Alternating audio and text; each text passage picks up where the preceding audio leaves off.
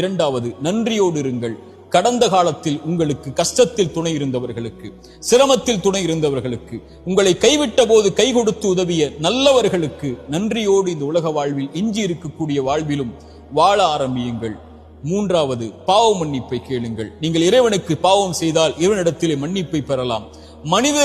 மனிதர்களுக்கு நீங்கள் பாவம் செய்திருந்தால் அவர்களை அணுகி பாவ மன்னிப்பை கேட்டு அந்த பாவத்திலிருந்து விடுபடுங்கள். அவர்கள் மன்னிக்கிறார்கள், அவர்கள் மன்னிக்கவில்லை, உங்களை வெறுத்து வாழ்கிறார்கள், அதற்கு பிறகு உங்களோடு அவர்கள் உறவை துண்டித்து விட்டார்கள், அதுவெல்லாம் உங்களுடைய கணக்கில் அல்ல, இறைவனிடத்தில் ஒப்படைத்து விடுங்கள். அவர்களை அணுகி மன்னிப்பை கேளுங்கள். மன்னிப்பை தேடி எதிர்கால வாழ்வில் அந்த தவறை மீண்டும் செய்யாமல் உங்களை பாதுகாத்துக் கொள்ளுங்கள். இந்த மூன்று அடிப்படைகளை கடந்த காலத்தில் இருந்து எழுந்து வரும்போது நிம்மதியோடு எதிர்காலத்தை கழிப்பதற்காக பாடமாக பெற்று கழியுங்கள்.